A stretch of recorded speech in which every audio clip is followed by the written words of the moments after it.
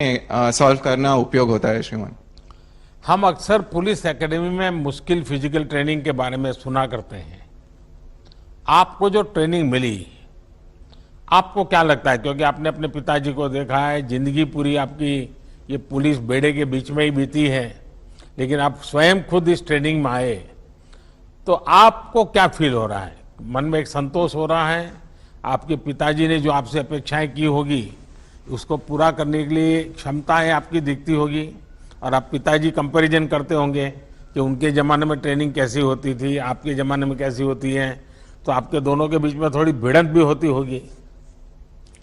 Sir, मेरे पिताजी मेरा रोल मॉडल भी है, और उन्होंने कर्नाटक पुलिस में सब इंस्पेक्टर के रूप में ज्वाइन किया थे, और 37 साल के बाद वो एसपी के रैंक में रिटायर भी हो चुका है सर। तो जब मैं एकेडमी पहुंचा था, उन्होंने बोला था कि पुलिस ट्रेनिंग बहुत कठिन होता है और बहुत मेहनत करना पड़ेगा। तो मैं आते अंदर एक माइकल एंजेलो का एक वाक्य लिखा है सर। उसमें बोला है, हम सबके अंदर एक स्टैचू ऑलरेडी है, एक शिल्प है। हम एकेडमी के द्वार उस शिल्प को एक स्टोन से निकालना पड़ता है। ऐसे ही हमारा निर्देशक सर और हमारा सब फैकल्टी हमको ट्रेन करके हमारा बेहतरीन शिल्प बनाया है। तो हम इस शिल्प लेके हमारा देश को सेवा करेंगे सर।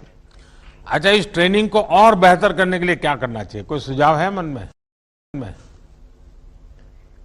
सर, अभी ऑलरेडी बहुत बेहतर है। मैं पहले सुना है कि बहुत कठिन था। अब हमारा नया निर्देशक आने के बाद और सब चेंजेस हो चुका है, और हमारे सोच रखकर ही ट्रेनिंग कर रहा है, और हमको इंटरनेशनल स्टैंडर्ड्स पर ट्रेनिंग कर रहा है। तो मैं बहुत खुश हूँ इस ट्रेनिंग से। रोहन जी, मुझे बताया गया है कि आप अच्छे स्विमर हैं, और आपने एकेडमी के पुराने सारे रिकॉर्ड भी तोड़ दिए हैं। जाहिर है आप आजकल ये ओलंपिक्स में भारत के खिलाड़ियों के अच्छे प्रदर्शन को भी बराबर फॉलो कर रहे होंगे। आने वाले समय में पुलिस सेवा से बेहतर एथलीट्स निकालने के लिए भी, या फिर पुलिस के फिटनेस बल को सुधारने के लिए आपके मन में कोई विचार आता है कि आज आप देखते होंगे कि इसके बाद पुलिस का जरा बैठना, उठना, चलना सब जरा कुछ अलग ही नजर आता है। आपको क्या लगता है? सर, एकेडमी में हमको फिटनेस का एक बहुत ध्यान दे जाता है सर।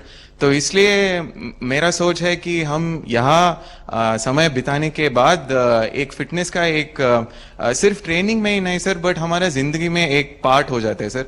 अभी भी मेरे को शायद क्लास नहीं है तो, मॉर्निंग पीटी नहीं है तो भी मेरे को 5 बजे मैं उठ जाता हूँ सर, क्योंकि वो रूटीन रह चुका है। तो ये हमारा पूरी जिंदगी में हम लेके जाएंगे, और जब हम जिला पहुंचेंगे, हमारा साथी अधिकारी और हमारा साथ काम करने वाला पुलिस अधिकारी को भी इस बारे में बोल के उनको भी स्ट्रेस मैनेजमेंट और हेल्थ के मैनेजमेंट और उनके तबीयत को कैसा ठीक रखने का इनका जानकारी भी दे के, हम सिर्फ आपके फिटनेस ही नहीं बट सबको फिटनेस करके पूरा इंडिया को फिट रखने का कोशिश करना है श्रीमान।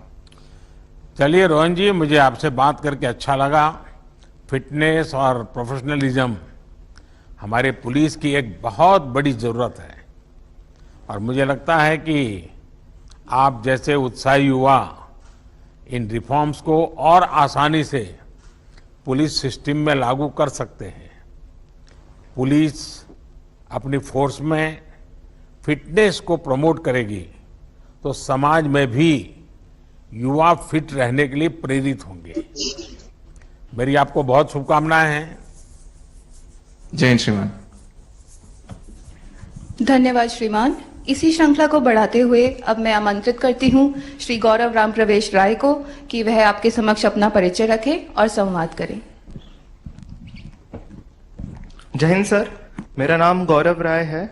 मैं महाराष्ट्र के अमरावती जिले का निवासी हूं और मुझे छत्तीसगढ़ काडर आवंटित हुआ है। मैंने कॉलेज ऑफ इंजीनियरिंग पुणे से सिविल इंजीनियरिंग की है, और इंडियन पुलिस सर्विस से पूर्व मैं इंडियन रेलवेज में कार्यरत था। गौरव जी, मुझे बताया गया कि आप तो शतरंज के खिलाड़ी हैं, बहुत अच्छा खेलते हैं, बोलते हैं शतरंज। जी सर। अच्छा, शाह और मात के इस खेल में ये भी तय है कि आपको जीतना ही जीतना है। वैसे आपने सोचा कभी कि अपराधियों को काबू करने में आपका शतरंज का ज्ञान क्या काम आ सकता है?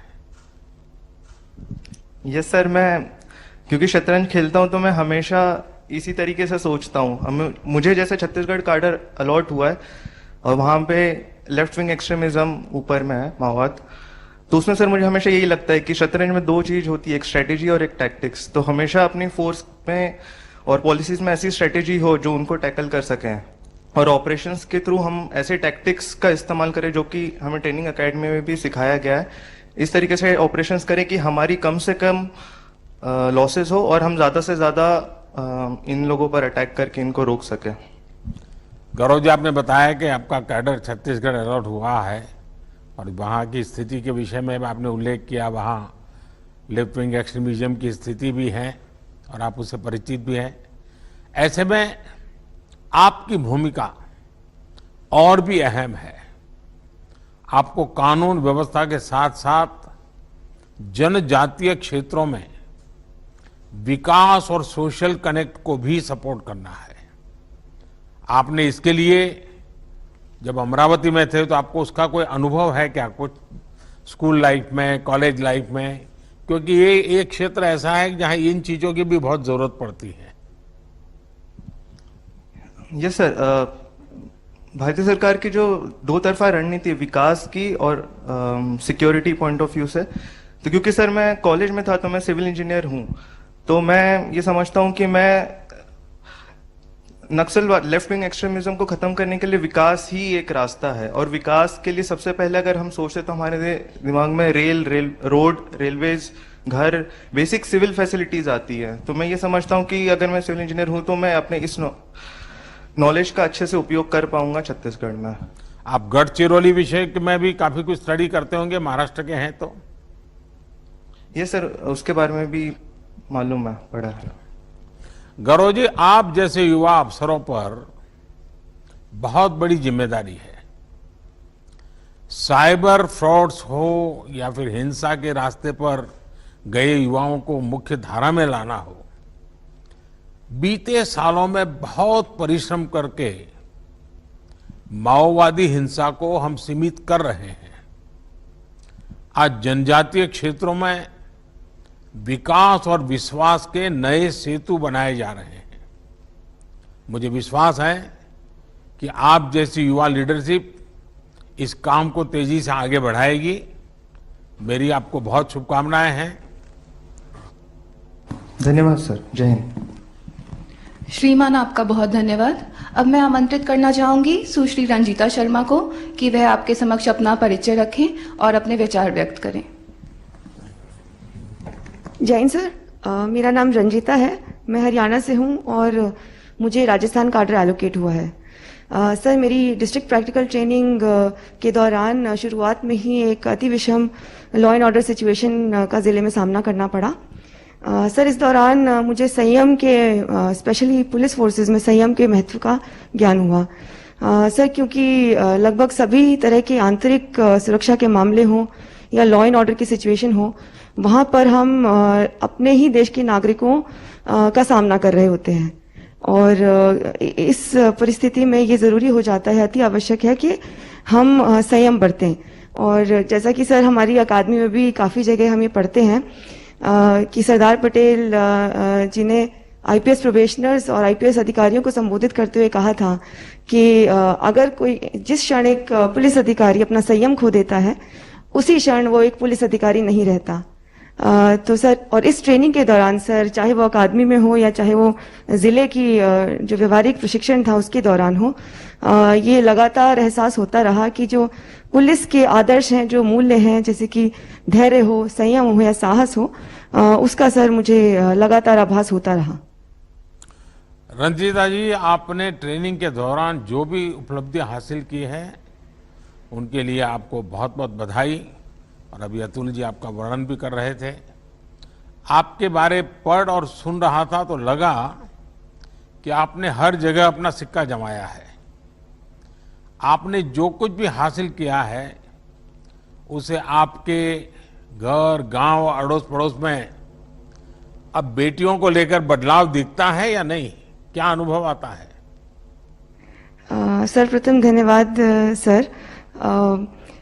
सर आसपास जो परिवार है, परिवारगण है, मित्रगण है, समाज है, सर हमारे जैसे ही सिलेक्शन के बाद में पता चला कि सिलेक्शन हुआ है तो विभिन्न वर्गों से सर कॉल्स आए कि आप आइए और हमारे यहाँ बच्चों से बातचीत कीजिए। और उसमें विशेषतः सर जो गर्ल चाइल्ड था सर उस पर फोकस रहा कि आप उनसे बात कीजिए क्योंकि आप एक मोटिवेशन, एक रोल मॉडल की तरह एक्ट कर सकते हैं। सर यही अनुभव मेरा जिले में भी रहा। वहाँ पर भी काफ़ी बार ऐसा अवसर आया जहाँ पर मुझे बुलाया गया कि मैं विशेषतः महिला स्टूडेंट से बात करके उनको मोटिवेट करूं, उनको इंस्पायर करूं। और कहीं ना कहीं सर ये जो वर्दी है इसमें एक आइडेंटिटी, एक पहचान तो मिलती है और एक जिम्मेदारी और एक चुनौती का भी एहसास होता है। और अगर एक महिला को वो वर्दी में देखते हैं और इससे उनको कहीं ना कहीं थोड़ा भी मोटिवेशन और इंस्पिरेशन मिलता है सर, ये मेरे लिए असली उपलब्धि रहेगी। रंजिता जी, आपकी योग में भी बहुत रुचि है। आपने जो पढ़ाई की उससे लगता है कि आप पत्रकारिता क्षेत्र में आगे बढ़ना चाहती थी, तो फिर इस रास्ते में आप कैसे पहुंच गई? सर यहाँ पर भी एक कहानी है। सर मुझे लगता है कि मैंने निजी क्षेत्र में काम किया है इससे पहले लगभग 8-9 साल। परंतु सर मैं कुछ ऐसा एक काम करना चाहती थी जिसका असर मुझे तुरंत देखने को मिल सके और समाज के करीब से मैं उस समाज के लिए काम कर सकूं। सर क्योंकि निजी क्षेत्र में आपका दायरा बहुत सीमित रहता है तो वहां पर उसका वो व्यापक तरीके से आप अपनी छाप नहीं छोड़ सकते हैं। तो प्रशासनिक सेवा हो या पुलिस सेवा हो सर, ये आपको ये मौका देती है। और जहाँ तक वर्दी का सवाल है सर, तो इसमें तो मुझे ये बेहद ही जिम्मेदारी और सम्मान की बात है कि मुझे भारतीय पुलिस सेवा का हिस्सा होने का अवसर मिला है। अच्छा रंजिता जी, आपने अपने लिए कोई ऐसा लक्ष्य तय किया है जो आप देश की पुलिस व्यवस्था को बेहतर बनाने के लिए जरूर अमल में लाना चाहेगी? सर पुलिस को मुझे याद है सर, पिछली दफा जब आपका ये इंटरेक्शन हुआ था तो आपने कहा था जहां पुलिस की बात आती है वहां पर डंडा, बल, इसके प्रयोग की बात आती है। तो सर अगर मैं फील्ड में जाकर पुलिस की छवि को सुधारने, उसको बेहतर करने, उसमें किसी भी प्रकार का अगर योगदान दे पाऊंगी, पुलिस को एक्सेसिबल बनाने के लिए, पुलिस स्टेशंस को एक्सेसिबल बनाने के लिए, ओवरऑल जो इमेज है पुलिस की, अगर उसको जरा भी इम्प्रूव करने में अगर मेरा योगदान रहा सर, वो मेरे लिए एक बड़ी उपलब्धि रहेगी और मेरा लक्ष्य भी रहेगा। रंजिता जी, जो मैंने आपके विषय में जाना सुना, आपको एक मैं ऐसे ही एडवाइस देना चाहूंगा कि वो अपनी ड्यूटी से जुड़ा हुआ नहीं है। आपको जहां भी ड्यूटी का अवसर मिले, सप्ताह में 1 घंटा किसी न किसी गर्ल्स स्कूल में जाकर के उन बच्चियों से ऐसे ही गपशप कीजिए। ये जीवन भर इस क्रम को बनाए रखिए। सप्ताह में 1 घंटा किसी न किसी गर्ल्स स्कूल में जाना, उन बच्चियों से मिलना, बातें करना, उनसे चर्चा करना। और दूसरा, हो सके अगर योगा की आपकी प्रैक्टिस कंटिन्यू रहती है तो कहीं खुले बगीचे में बच्चियों के लिए योगा का एक आध क्लास भी चलाइए जिसमें आप बीच बीच में जाया करें, ऑर्गेनाइज करें। ये आपकी ड्यूटी के सिवाय कुछ काम कीजिए, आप देखिए इसका असर कुछ ज़्यादा ही होगा। खैर, आपसे जो जो बातें हुई हैं मैं आपको बहुत बहुत शुभकामनाएं देता हूं। देखिए, हरियाणा हो या राजस्थान, हम सभी जानते हैं कि बीते कुछ वर्षों में बेटियों को आगे बढ़ाने में काफी काम हुआ है। आप इन दोनों राज्यों में सामाजिक चेतना की लहर को मजबूत करने में अपनी भूमिका बहुत बखूबी से निभा सकती हैं। आपकी जो कम्युनिकेशन की पढ़ाई है, जो समझ है, वो आज पुलिस की एक बहुत बड़ी जरूरत है। उम्मीद है कि इसका भी आप भरपूर प्रयोग आने वाले समय में करेगी। मेरी आपको बहुत बहुत शुभकामनाएं हैं। धन्यवाद सर। जय हिंद सर। धन्यवाद श्रीमान। इसी क्रम में अब मैं आमंत्रित करती हूं अपने साथी प्रशिक्षक अधिकारी श्री निधिन राज पी को कि वह आपको अपना परिचय दें और आपसे वार्तालाप जारी रखें। Jain sir, my name is Nidhin Raj. I am from Kasaragod district of Kerala and I was allocated to Kerala cadre sir. Jain sir. I have been to Kerala many times. I am told that you have a keen interest in photography. Yes sir. Which are the places that you like most in Kerala for photography? Sir, especially the Western Ghats part sir, and I am belongs to the district of Kasaragod and we have a lot of forts, Bekal Fort and the parts of Western Ghats also I would like to shoot sir. I am told that during your training, probationers are organized into squads of 20-22 officers. What has been your experience with your squad? Sir, actually when we are in the squad, we are realizing that we are not alone in the academy. We are supported by a lot of colleagues and because of that, initially we were thought that because of the many of heavy outdoor activities, we won't be able to do that. That was the initial impression many of us had. But because of the support of our squad mates, we could achieve everything. Even we could thought of that we can do beyond that. Even the 40-kilometer route march or the 16-kilometer run that we did, that is all because of the support from the squad mates, sir. Nithinji, I am told that you like teaching also. Do continue to pursue this passion of yours when in service. This will Sir, I also wanted- help you develop a deep connect with people. Yes, sir, I wanted to pursue that also, sir.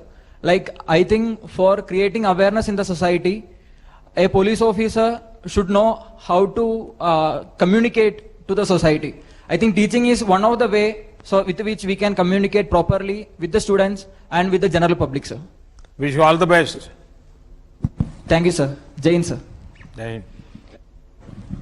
इसी श्रृंखला को आगे बढ़ाते हुए अब मैं आमंत्रित करती हूं डॉक्टर नवजोत सिमी को कि वह महोदय के सामने अपना परिचय रखें और वार्तालाप को जारी रखें।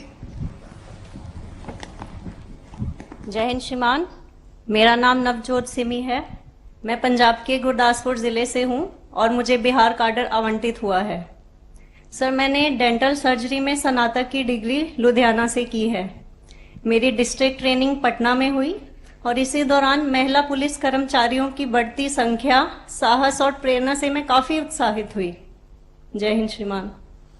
नवजोत जी, आपने तो लोगों को दांत दर्द से राहत दिलाने के लिए दांतों की सेहत ठीक करने का जिम्मा उठाया था। ऐसे में देश के दुश्मनों के दांत खट्टे करने का रास्ता आपने क्यों चुना? सर, मैं सिविल सर्विसेज की तरफ सर मेरा झुकाव काफी पहले से ही था और सर एक डॉक्टर का काम और एक पुलिस का काम भी लोगों की पीड़ा को दूर करना ही होता है सर। तो सर मुझे लगा कि मैं सिविल सर्विसेज के माध्यम से और भी एक बड़े प्लेटफॉर्म पर रहकर लोगों की समस्याओं के समाधान में अपना योगदान दे सकती हूँ।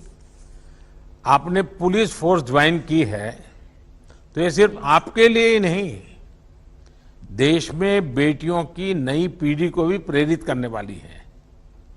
आज पुलिस में बेटियों की भागीदारी बढ़ रही है। इस पार्टिसिपेशन को बढ़ाने के लिए आपका कोई सुझाव हो या फिर आपके कोई अनुभव हो तो मैं जरूर सुनना चाहूंगा। सर, अभी हमारी डिस्ट्रिक्ट प्रैक्टिकल ट्रेनिंग के दौरान बिहार पुलिस एकेडमी राजगीर में हम लोग ट्रेनिंग में थे।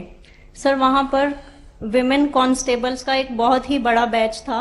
उनके साथ इंटरेक्शन करने का मुझे मौका मिला तो सर मैं इतनी ज्यादा उत्साहित हुई कि वो सब लड़कियां आगे पढ़कर बहुत कुछ बनना चाहती थी। सर, वो बहुत ज्यादा ऑलरेडी ही मोटिवेटेड थी।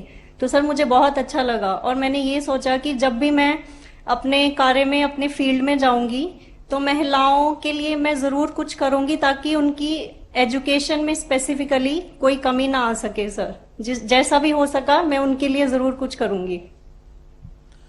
देखिए नवजोत जी, बेटियों का ज्यादा से ज्यादा पुलिस फोर्स में आना देश के पुलिसिंग सिस्टम को मजबूत करेगा। पंजाब हो या बिहार, आप तो महान गुरु परंपरा के राज्यों को कनेक्ट कर रही हैं। और गुरु तो कह गए हैं कि मैं काहू को देत नहीं, नहीं भय मानत आन। यानी सामान्य मानवी को ना तो हमें डराना है और ना किसी से डरना है। मुझे विश्वास है कि आप इसी प्रेरणा से आगे बढ़ेगी और पुलिस सेवा को और अधिक समावेशी और संवेदनशील बनाने में सफल होगी। मेरी आपको बहुत शुभकामनाएं हैं। धन्यवाद सर। जय हिंद सर। धन्यवाद श्रीमान। अब मैं निवेदन करती हूँ श्री कोमी प्रताप शिवकिशोर से कि वह अपना परिचय रखें और आपके समक्ष अपने विचार व्यक्त करें। जय हिंद श्रीमान, मेरा नाम केपीएस किशोर है और मैं आंध्रा के नेल्लोर जिले से हूं और मुझे आंध्रा का काडर आवंटित हुआ है। सर, मेरी इंजीनियरिंग आईआईटी खड़गपुर में फाइनेंशियल इंजीनियरिंग और बायोटेक्नोलॉजी में बीटेक और एमटेक में कंप्लीट किया है। उसके बाद पुलिस सर्विस ज्वाइन करने के पहले मैं 4 साल boss centre for artificial intelligence में काम किया है सर। और मुझे लगता है कि टेक्नोलॉजी को अगर अच्छी तरह से हम यूज करेंगे, बहुत सारे पुलिस में जो चैलेंजेस है जैसे मैन पावर शॉर्टेज वगैरह है, एफिशिएंसी के चैलेंजेस है, हम बहुत अच्छी तरह से सॉल्व कर सकते हैं। प्रताप, आप फाइनेंशियल बैकग्राउंड से हैं, ऐसे में आज फाइनेंशियल फ्रॉड्स की चुनौती है। ट्रेनिंग के दौरान उससे निपटने के लिए आपको कोई इनोवेटिव आइडियाज आते हैं क्या? विचार आते होंगे मन में काफी कुछ। जरूर सर, हमको बहुत अच्छे इन्वेस्टिगेशन में फाइनेंशियल फ्रॉड्स को इन्वेस्टिगेट करना, कौन सी लॉस है उनको परिचय किया गया है। और खास करके जब हम फील्ड ट्रेनिंग में थे करनूल जिले में, बहुत अच्छा फाइनेंशियल फ्रॉड्स, आधार रिलेटेड फेक आधार कार्ड्स के थ्रू संक्षेम कार्यक्रम से कैसे पैसे लीक हो जा रहा है, ऐसे काम इन्वेस्टिगेशन करने में बहुत ट्रेनिंग मदद की और फील्ड में, और मुझे लगता है कि बहुत कुछ आगे सीखने के लिए मिलेगा। साइबर क्राइम में हमारे बच्चे और महिलाओं को ये जो एलिमेंट्स हैं उनको बहुत निशाना बनाते रहते हैं। और इसके लिए थाने के स्तर पर क्या काम हो सकता है, इससे जुड़ा कोई सुझाव, क्योंकि आप आर्टिफिशियल इंटेलिजेंस को जानते हैं, आप टेक्नोलॉजी के व्यक्ति हैं, फाइनेंस का बैकग्राउंड है, तो इसमें कोई सुझाव आपके मन में आता है? अभी लगता है कि हाँ, इसमें ऐसे जाना चाहिए। सर, हमने ये काम किया सर, जिसमें जो भी नया साइबर फ्रॉड हो रहा है, जिसका तरीके हो रहा है, हर दिन हम न्यूज़पेपर में और अपने लोकल सिटी चैनल में बोलते थे। और यही काम हम जो वल्नरेबल ग्रुप्स है, जैसे कॉलेजेस है, जो नया स्मार्टफोन लेके आ रहे हैं, और उनको हर हफ्ते एक सेशन ऐसे करते थे। और दूसरा, कंटिन्यूअसली महीने में एक बार एक वेबिनार जैसे कंडक्ट करते थे, जहां लोग अपने मन से ज्वाइन करते थे। और सबसे ज्यादा मुझे लगता है कि ये जो क्राइम जिस हिसाब से होता है, उसको हम लोगों तक पहुंचाना है ताकि वो पहले ही जागरूक हो। देखिए प्रताप, डिजिटल टेक्नोलॉजी बहुत इंक्लूसिव टेक्नोलॉजी है जो सबको जोड़ती है और गरीब, वंचित, शोषित तक भी सुविधा और संसाधन पहुंचाने में बहुत मददगार है। और ये हमारा भविष्य भी है। लेकिन इसके साथ साथ इसमें साइबर क्राइम को भी बहुत बड़ा खतरा बना दिया है। विशेष रूप से फाइनेंशियल फ्रॉड्स एक बड़ी चुनौती है। इसलिए अपराध को थानों, जिलों, राज्यों की सीमा से बाहर निकालकर नई राष्ट्रीय और अंतर्राष्ट्रीय चुनौती बना दिया है। इससे निपटने के लिए सरकार अपने स्तर पर अनेक कदम उठा रही है, लेकिन इसमें पुलिस को भी नित नए इनोवेशन करने होंगे। डिजिटल अवेयरनेस को लेकर थाने के स्तर पर विशेष अभियान चलाए जा सकते हैं। इसके अलावा मेरी आप सभी युवा अफसरों से ये आग्रह रहेगा कि आपके पास भी अगर इस विषय में कोई सुझाव हो तो आप मेरे तक जरूर पहुंचाइए, होम मिनिस्ट्री तक पहुंचाइए, क्योंकि आज ये जो यंग फोर्स हैं जिनको इसका बैकग्राउंड होने के कारण उनके विचार इस लड़ाई में बहुत काम आ सकते हैं। चलिए प्रताप, बहुत बहुत शुभकामनाएं आपको। जय हिंद सर। धन्यवाद श्रीमान। अब मैं मित्र राष्ट्र मालदीव के पुलिस अधिकारी श्री मोहम्मद नाजिम से अनुरोध करती हूं कि वे माननीय प्रधानमंत्री जी से अपने अनुभव साझा करें। Good morning, Honorable Prime Minister, sir. I am Chief Inspector of Police Mohammad Nazim from Maldives Police Service. It is a matter of great pride and privilege to have an opportunity to speak about my experiences in the memorable journey in Sardar Vallabhbhai Patel National Police Academy with 2019 batch of Indian Police Service. During the last 2 years of our training, our professionalism, fitness and competence as a police officer have improved tremendously. Officers from Maldives has been undergoing training in this academy since 1998.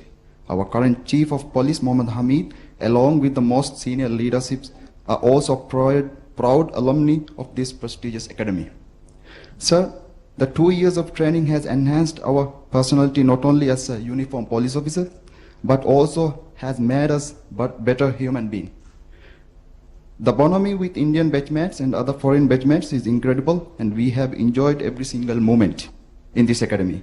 We have made many friends with Indian officers, and we plan to remain in touch with them. We have really enjoyed the time spent here.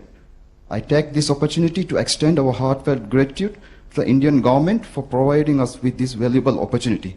Thank you, sir. Jai Hind. Najim, what do you find common between India and Maldives? Sir, culture is and food is very similar to us, sir. We have officers from Nepal, Bhutan and Mauritius. Did this help you gain some insight about those nations too? Yes, sir, it really helps. We have interacted with all our fellow foreign officers, and we have good knowledge about their policy and the system, sir. Okay, Najim, wish you all the best. Thank you, sir. Jai Hind. मुझे मालदीव के प्रकृति प्रेमी लोगों से मिलकर बहुत आनंद आता है।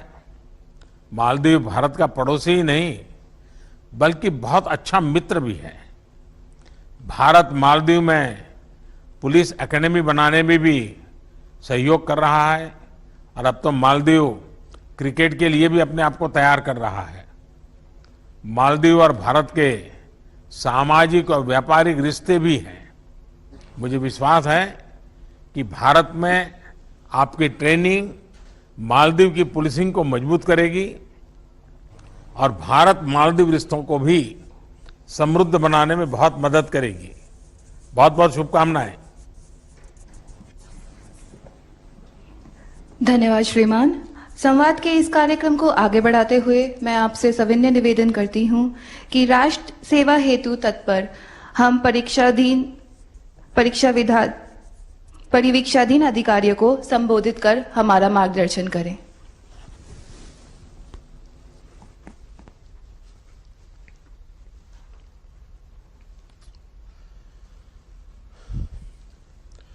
आप सभी से बात कर मुझे बहुत अच्छा लगा। मेरा हर साल ये प्रयास रहता है कि आप जैसे युवा साथियों से बातचीत करूं, आपके विचारों को लगातार जानता रहूं, आपकी बातें, आपके सवाल, आपकी उत्सुकता मुझे भी भविष्य की चुनौतियों से निपटने में मदद करती है। साथियों, इस बार की ये चर्चा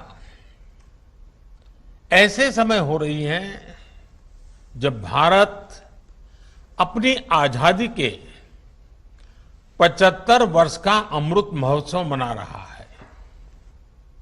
इस साल की 15 अगस्त की तारीख अपने साथ आजादी की 75वीं वर्षगांठ लेकर के आ रही है। बीते 75 सालों में भारत ने एक बेहतर पुलिस सेवा के निर्माण का प्रयास किया है। पुलिस ट्रेनिंग से जुड़े इंफ्रास्ट्रक्चर में भी हाल के वर्षों में बहुत सुधार हुआ है। आज जब मैं आपसे बात कर रहा हूं तो उन युवाओं को देख रहा हूं जो अगले 25 वर्ष तक भारत में कानून व्यवस्था सुनिश्चित करने में सहभागी होंगे। ये बहुत बड़ा दायित्व है। इसलिए अब एक नई शुरुआत, एक नए संकल्प के इरादे के साथ आगे बढ़ना है। साथियों, मुझे बहुत जानकारी तो नहीं कि आप में से कितने लोग दांडी गए हुए हैं या फिर कितनों ने साबरमती आश्रम देखा है, लेकिन मैं आपको 1930 की दांडी यात्रा की याद दिलाना चाहता हूं। गांधी जी ने नमक सत्याग्रह के दम पर अंग्रेजी शासन की नींव हिला देने की बात कही थी। उन्होंने ये भी कहा था कि जब साधन न्यायपूर्ण और सही होते हैं तो भगवान भी साथ देने के लिए उपस्थित हो जाते हैं। साथियों, एक छोटे से जत्थे को साथ लेकर महात्मा गांधी साबरमती आश्रम से निकल पड़े थे। एक एक दिन बीतता गया और जो लोग जहां थे वो नमक सत्याग्रह से जुड़ते चले गए। 24 दिन बाद जब गांधी जी ने दांडी में अपनी यात्रा पूरी की तो पूरे देश, एक प्रकार से पूरा देश उठ करके खड़ा हो गया था। कश्मीर से कन्याकुमारी, अटक से कटक, पूरा हिंदुस्तान चेतनवंत हो चुका था। उस मनोभाव को याद करना, उस इच्छा शक्ति को याद करिए। इसी ललक ने, इसी एकजुटता ने भारत की आजादी की लड़ाई को सामूहिकता की शक्ति से भर दिया था। परिवर्तन का वही भाव, संकल्प में वही इच्छा शक्ति आज देश आप जैसे युवाओं से मांग रहा है। 1930 से 1947 के बीच देश में जो ज्वार उठा, जिस तरह देश का युवा आगे बढ़कर आए, एक लक्ष्य के लिए एकजुट होकर पूरी युवा पीढ़ी जुट गई। आज यही मनोभाव आपके भीतर भी अपेक्षित है। हम सबको इस भाव में जीना होगा, इस संकल्प के साथ जुड़ना होगा। उस समय देश के लोग, खास करके देश के युवा, स्वराज्य के लिए लड़े थे। आज आपको सुराज्य के लिए जी जान से जुटना है। उस समय लोग देश की आजादी के लिए मरने मिटने को तैयार थे। आज आपको देश के लिए जीने का भाव लेकर आगे चलना है। 25 साल बाद जब भारत आजादी के 100 वर्ष पूरे होंगे, तब हमारी पुलिस सेवा कैसी होगी,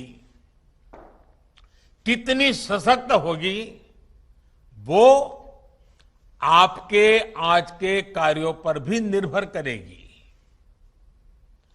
आपको वो बुनियाद बनानी है जिस पर 2047 के भव्य अनुशासित भारत की इमारत का निर्माण होगा।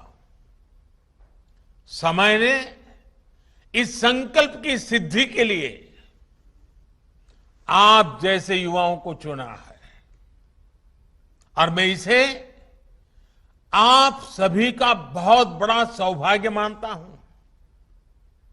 आप एक ऐसे समय पर करियर शुरू कर रहे हैं जब भारत हर क्षेत्र, हर स्तर पर ट्रांसफॉर्मेशन के दौर से गुजर रहा है। आपके कैरियर के आने वाले 25 साल भारत के विकास के भी सबसे अहम 25 साल होने वाले हैं। इसलिए आपकी तैयारी, आपकी मनोदशा इसी बड़े लक्ष्य के अनुकूल होनी चाहिए। आने वाले 25 साल आप देश के अलग अलग हिस्सों में अलग अलग पदों पर काम करेंगे, अलग अलग रोल निभाएंगे।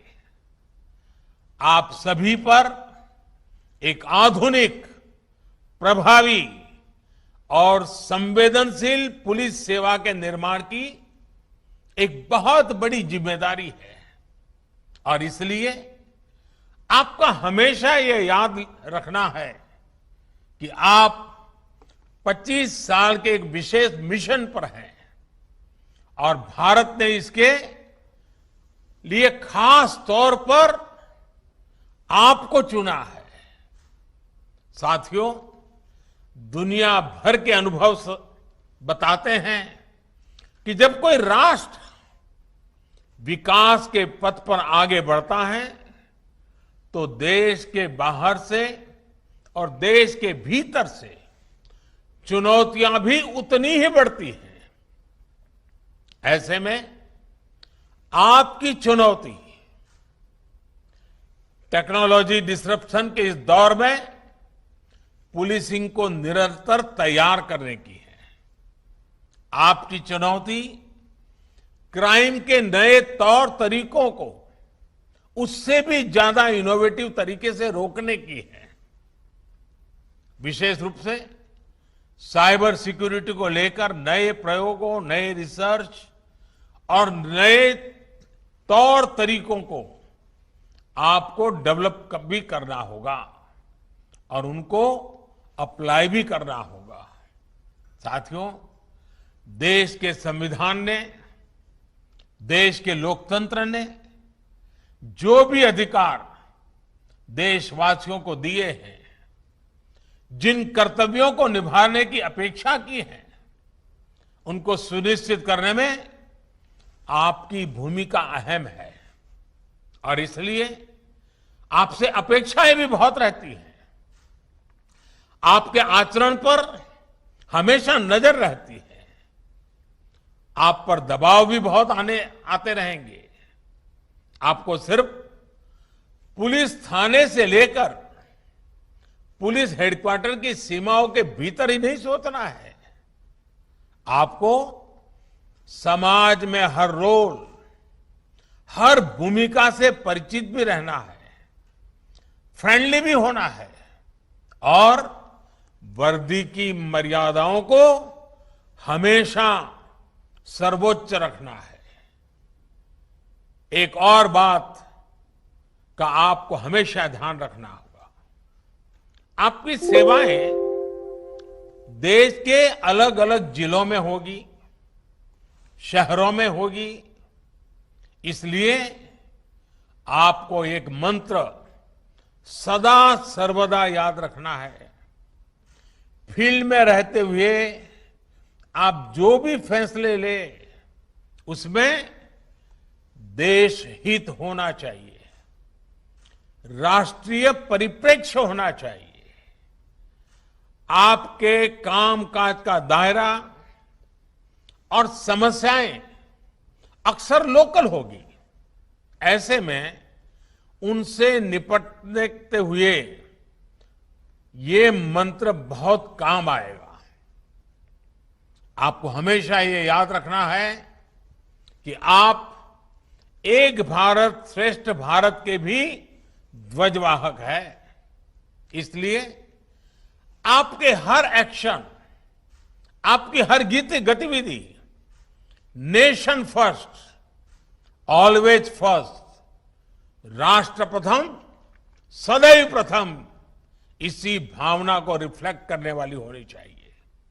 साथियों, मैं अपने सामने तेजस्वी महिला अफसरों की नई पीढ़ी को भी देख रहा हूं। बीते सालों में पुलिस फोर्स में बेटियों की भागीदारी को बढ़ाने का निरंतर प्रयास किया गया है। हमारी बेटियां पुलिस सेवा में एफिशिएंसी और अकाउंटेबिलिटी के साथ साथ विनम्रता, सहजता और संवेदनशीलता के मूल्यों को भी सशक्त करती हैं। इसी तरह 10 लाख से अधिक आबादी वाले शहरों में कमिश्नर प्रणाली लागू करने को लेकर भी राज्य काम कर रहे हैं। अभी तक 16 राज्यों के अनेक शहरों में ये व्यवस्था लागू की जा चुकी है। मुझे विश्वास है कि बाकी जगह भी इसको लेकर सकारात्मक कदम उठाए जाएंगे। साथियों, पुलिसिंग को फ्यूचरिस्टिक और प्रभावी बनाने में सामूहिकता और संवेदनशीलता के साथ काम करना बहुत जरूरी है। इस कोरोना काल में भी हमने देखा है कि पुलिस के साथियों ने किस तरह स्थितियों को संभालने में बहुत बड़ी भूमिका निभाई है। कोरोना के खिलाफ लड़ाई में हमारे पुलिस कर्मियों ने देशवासियों के साथ कंधे से कंधा मिलाकर काम किया है। इस प्रयास में कई पुलिस कर्मियों को अपने प्राणों की आहुति तक देनी पड़ी है। मैं इन सभी जवानों को, पुलिस साथियों को आदरपूर्वक श्रद्धांजलि देता हूं और देश की तरफ से उनके परिवारों के प्रति संवेदना प्रकट करता हूं। साथियों, आज आपने, जब मैं आपसे बात करता था, तो बात करते हुए मैं एक और पक्ष आपके सामने रखना चाहता हूं। आजकल हम देखते हैं कि जहां जहां प्राकृतिक आपदा आती है, कहीं बाढ़, कहीं चक्रवाती तूफान, कहीं भूस्खलन, तो हमारे एनडीआरएफ के साथी पूरी मुस्तैदी के साथ वहां नजर आते हैं। आपदा के समय एनडीआरएफ का नाम सुनते ही लोगों में एक विश्वास जगता है। ये साख एनडीआरएफ ने अपने बेहतरीन काम से बनाई है। आज लोगों को ये भरोसा है कि आपदा के समय एनडीआरएफ के जवान हमें जान की बाजी लगाकर भी बचाएंगे। एनडीआरएफ में भी तो ज्यादातर पुलिस बस के ही जवान होते हैं, आपके ही साथी होते हैं। लेकिन क्या यही भावना, यही सम्मान समाज में पुलिस के लिए है? एनडीआरएफ में पुलिस के लोग हैं, एनडीआरएफ को सम्मान भी है, एनडीआरएफ में काम करने वाले पुलिस के जवान को भी सम्मान है, लेकिन समाज व्यवस्था में ऐसा है क्या? आखिर क्यों? इसका उत्तर आपको भी पता है। जनमानस में ये जो पुलिस का नेगेटिव परसेप्शन बना हुआ है, ये अपने आप में बहुत बड़ी चुनौती है।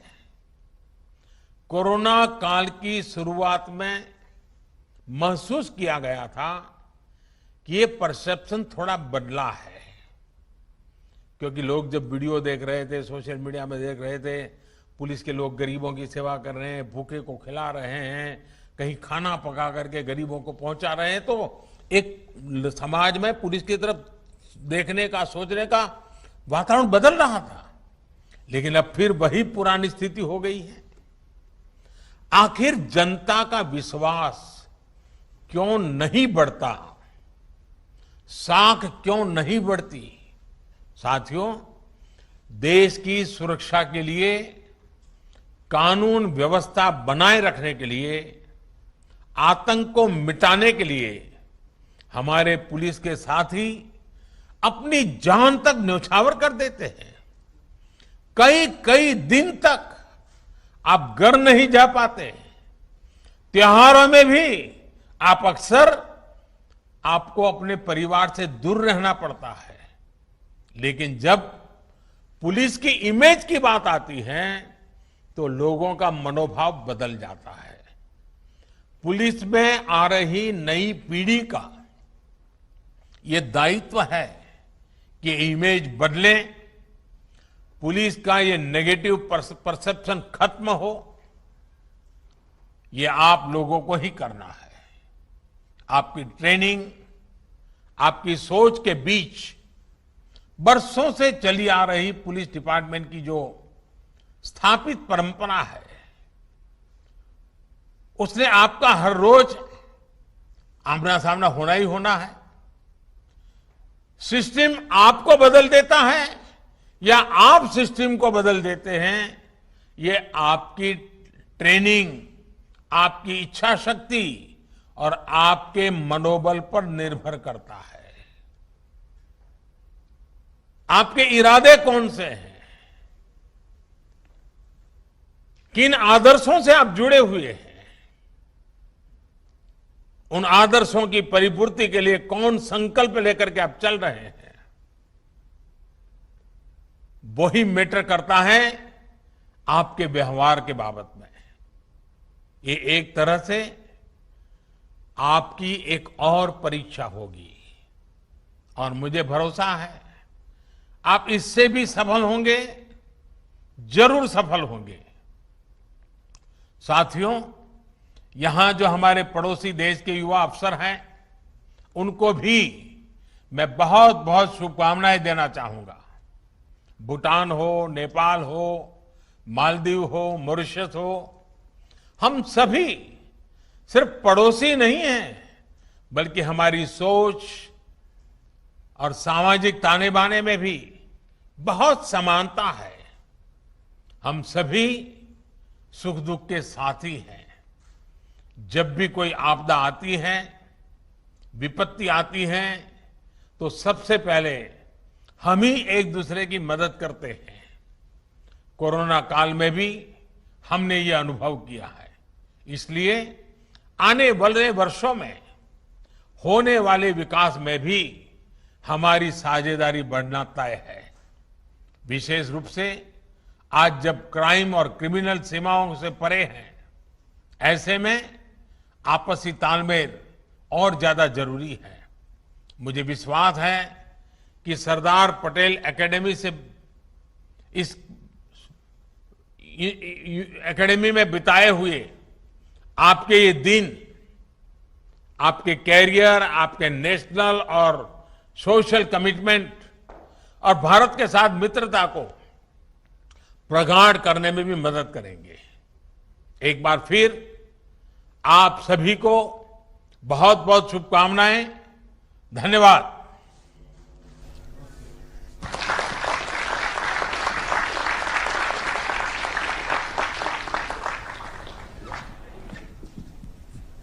श्रीमान, आपके प्रेरणादायी और पथ प्रदर्शक उद्बोधन के लिए मैं आभारी हूँ।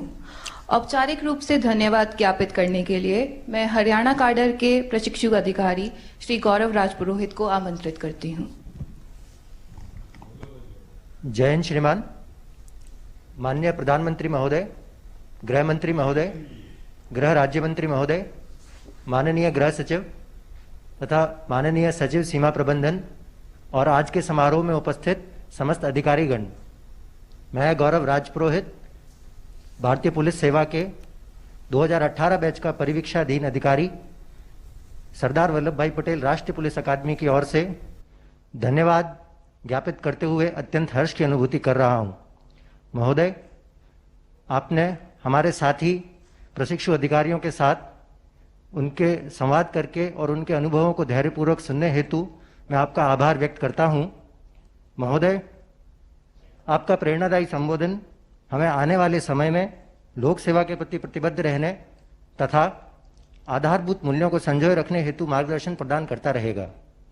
महोदय, मैं आपको आश्वस्त करना चाहूँगा कि हम आपके जताए गए विश्वास पर खरे उतरेंगे तथा संवैधानिक और लोकतांत्रिक मूल्यों को अक्षुण्ण बनाए रखने के लिए कार्य करते रहेंगे और आजाद भारत के नए सपनों को साकार करने में योगदान देंगे।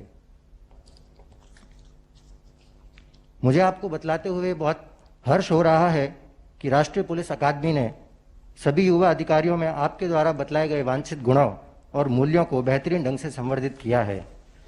ये अधिकारी आने वाले 25 वर्षों में देश के विकास में निर्णायक भूमिका अदा करेंगे। जैसा आपने बताया, हम पुलिस की साख सुधारने तथा नकारात्मक छवि को बदलने के लिए अपना पूर्ण प्रयास करेंगे और जब तक ये नहीं कर लेते तब तक हम आराम से नहीं बैठेंगे, चैन से नहीं बैठेंगे। इसी प्रण के साथ महोदय, आपने अपनी व्यस्त दिनचर्या से हमारे लिए समय निकाला, हम सभी प्रशिक्षु अधिकारियों के साथ संवाद किया और हमारा मार्गदर्शन किया। इसके लिए मैं सरदार वल्लभ भाई पटेल राष्ट्रीय पुलिस अकादमी, 71वें और 72वें आरआर के प्रशिक्षु अधिकारियों तथा 4 मित्र राष्ट्रों के प्रशिक्षु अधिकारियों की ओर से आपकी गरिमामय उपस्थिति और आपके प्रेरणादायी संबोधन के लिए हृदय तल की गहराइयों से कोटि कोटि आभार व्यक्त करता हूं। धन्यवाद श्रीमान। जय हिंद।